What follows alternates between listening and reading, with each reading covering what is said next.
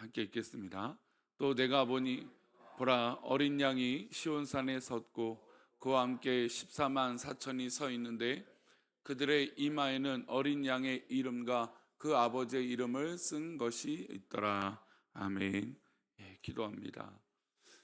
하나님, 그렇습니다. 오늘도 복된 하루 살아갈 때 우리가 주가 맡긴 모든 역사 힘을 다해서 살아가고 또 주님의 영광된 하루를 살아갈 수 있도록 하나님 복을 내려주시고 인도하여 주옵소서.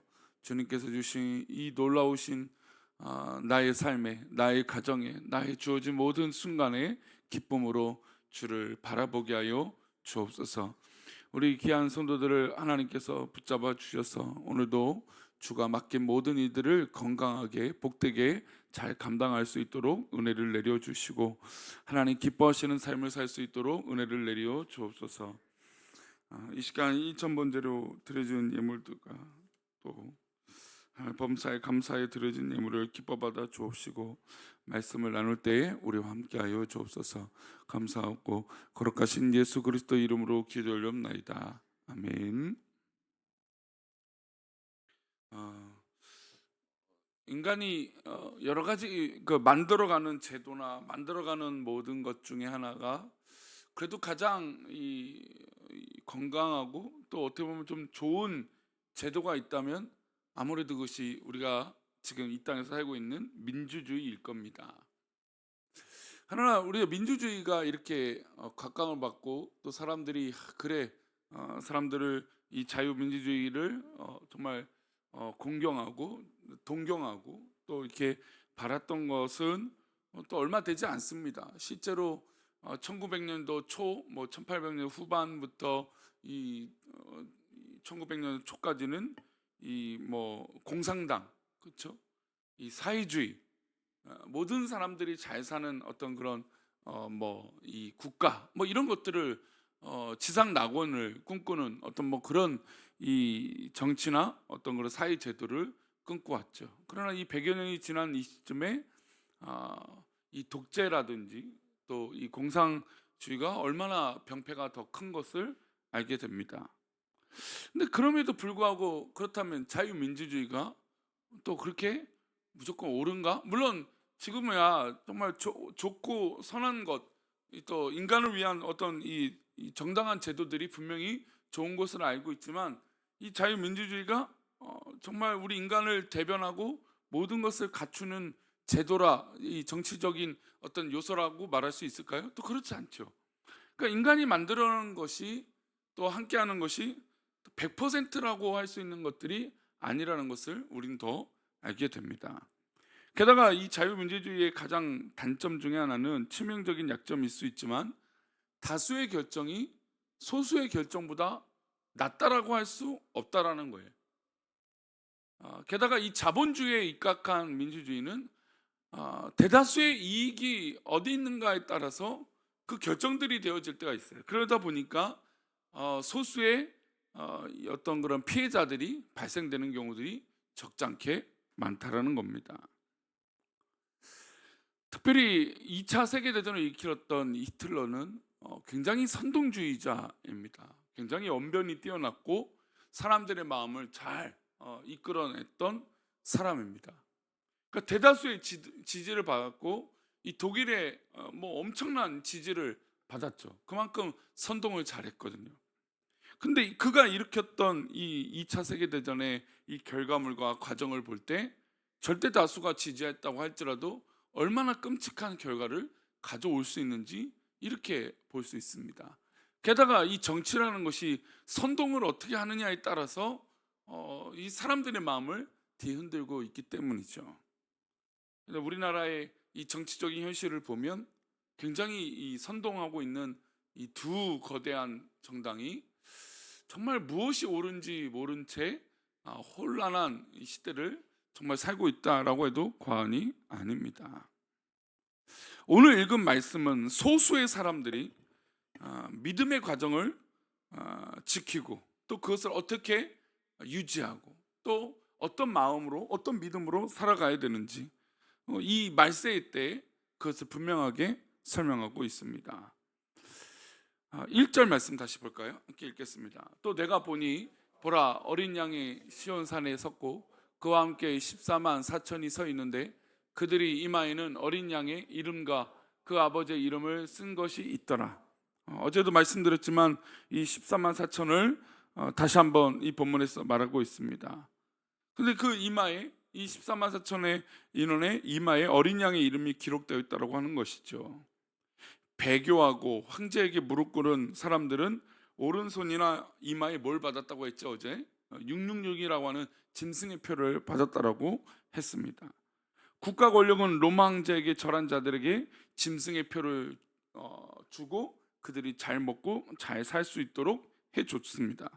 그러나 짐승에게 무릎 꿇지 않고 우상 숭배하지 않고 믿음의 정절을 굳게 지킨 사람들은 이마에 짐승의 표가 아니라 무슨 표를 받았습니까? 어린 양의 피를 받는다는 겁니다. 그 숫자가 14만 4천이라는 것이죠. 어제도 말씀드렸지만 우리는 이 14만 4천이 셀 수 없는 수많은 수라는 것을 알 수 있습니다. 구약의 성도와 신약의 성도를 상징하는 12가 두 번 곱해졌고 또 그의 정체성을 나타내는 1000이 곱해진 숫자가 14만 4천입니다. 그렇다면 이 14만 4천에 구원받은 사람들은 어떤 삶을 살까요? 우리 4절인데요 보겠습니다. 이 사람들은 여자와 더불어 더럽히지 아니하고 순결한 자라 어린 양이 어디로 인도하든지 따라가는 자며 사람 가운데에서 속량함을 받아 처음 익은 열매로 하나님과 어린 양에게 속한 자들이니. 예, 그렇습니다. 이 14만 4천이라고 하는 숫자가 물론 어마어마한 숫자지만 세상의 대다수에 비하면 적은 숫자일 겁니다. 근데 이 사람들이 살아가는 방법이 어떻게 살아갑니까? 더럽히지 않는다라는 거예요. 그리고 두 번째, 순결한 거예요. 더럽히지 않으니까 순결해졌겠죠. 때묻지 않는 자들입니다. 세상의 죄악과 물들지 않은 것이고 우상 숭배하지 않은 자들입니다. 그리고 이 사람들은 어떻게 살아가는 방법을 취합니까? 어린 양이 어디로 인도하든지 그것을 순종하고 따라간다는 거예요. 당연히 양들은 그 목자를 따라가는 것이죠. 목자는 누구입니까? 바로 우리 주님이신 것이죠. 그 주님을 오늘도 우리는 따라가며 살아가는 겁니다. 그리고 사랑 가운데서 속량함을 받았습니다. 우리는 그래서 처음 열매가 되는 것이죠. 얼마나 복된 삶을 살아갑니까? 예수님을 따르는 좁은 길로 살아가고 이 복된 길을 따라가고 순결한 삶을 살아갑니다. 하지만 분명한 것은 이 순결한 삶이 그렇게 넉넉하지는 않습니다. 고난의 길이죠. 하지만 이마에 어린 양의 이름이 이 기록된 백성들은 어려워도 그 길을 걸어가는 것입니다. 이것이 오늘 우리에게 주어진 사명이죠. 오늘 우리 앞에 하나님께서 요구하시는 길이 있고 결단의 순간이 놓여 있습니다. 그때마다 어린 양과 함께 가는 믿음의 백성들이 되시기를 바랍니다. 우리 이어서 6절 말씀 볼까요? 또 보니 다른 천사가 공중에 날아가는데 땅에 거주하는 자들 곧 모든 민족과 종족과 방언과 백성에게 전할 영원한 복음을 가졌더라. 이 천사가 또 봤습니다. 근데 여기에 보니까 거주하다, 그러니까 이 어린 양의 인도함을 받고 이마에 어린 양의 인을 받은 이 선택된 이 믿음의 백성들, 처음 익은 열매가 된 거룩한 이 백성들은 어떻게 하냐면 바로 거주한다라는 거예요. 주님의 품 안에 거주한다라는 거예요. 근데 이 거주하다라고 하는 뜻이 여러 가지가 있어요. 계시록은 이 거주한다라고 하는 단어를 크게 세 가지로 설명합니다. 첫 번째는 스케노예요. 스케노라고 하는 단어를 한번 말씀드린 적이 있는데 이 단어의 뜻은 하나님의 영적 임재 가운데 살아간다는 뜻이에요. 즉 믿음의 백성들은 하나님의 영적인 임재 가운데 살아가는 거예요. 우리가 살아가는 방법은 바로 하나님의 영적 임재 가운데 있는 것이죠. 두 번째로 자기 욕심대로 살아가는 카토아케오라고 하는 단어예요. 그리고 세 번째가 여기 기록된 거주하다라는데 카데마이라고 하는 단어입니다. 이 카데마이라는 한쪽 발은 믿음에 두고 한쪽 발은 세상에 두는 사람들을 의미해요. 그러니까 하나님의 임재 가운데 살아가는 사람들이 있고 그 반대로 어떤 사람들이에요? 자기 욕심대로 살아가는 사람들이 있습니다. 근데 그 어중간한 사람들이 있다는 거예요. 한 발은 이쪽에 걸치고 한 발은 이쪽에 걸치는 것이죠. 이것은 중도와 좀 다른 거예요. 보통 말하는 회색주의자들, 이거 이래는 여기 편 들었다가 저기 편 들었다가 하는 것이죠. 카데미아의 인생을 사는 사람들은 하나님께서 가슴 아파하십니다. 왜냐하면 심판이 다가오는 상황에서 이것도 결정하지 못하고 저것도 결정하지 못하기 때문이죠.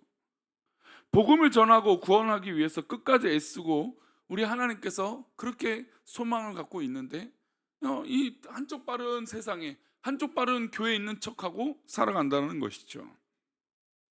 오늘 우리가 어떤 삶을 살고 있을까요? 영적인 임재, 즉 스케노 인생을 살고 있는지, 아니면 이도저도 아닌 그런 인생을 살고 있는지 돌아봐야 됩니다. 아니면 사탄의 앞잡이를 하고 있는, 욕심에 이끌려가고 있는 그런 인생을 살고 있는지 우리 스스로 돌아봐야 되는 것이죠. 만약 우리가 하나님의 임재 속의 삶을 살고 있다면 욕심에 이끌려 살고 있는 그런 사람들을 권면해야 돼요. 하나님 말씀대로 살 수 있도록 그들을 이끌어 가야 되는 것이죠. 그리고 또 교회 안에서 이것도 아니고 저것도 아닌 사람들에게 하나님의 말씀을 강력하게 사모하고 결단하도록 이야기해야 돼요. 세상의 종말이 오면 예수님께서 낯을 가지고 마지막 추수하실 때가 온다라는 것이죠. 그러니까 이것도 저것도, 그러니까 착각 속에 있죠. 이것도 아니고 저것도 아니면 결국 추수할 때 결국 가라지가 되고 버려지는 존재가 되는 겁니다. 우리 14절과 15절인데요, 함께 읽겠습니다. 또 내가 보니 흰 구름이 있고 구름 위에 인자와 같은 이가 앉았었는데 그 머리에는 그 면류관이 있고 그 손에는 예리한 낫을 가졌더라.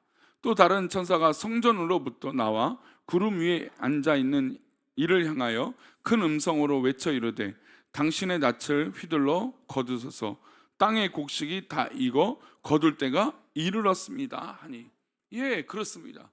마지막 때는 추수할 때가 온다라는 거예요.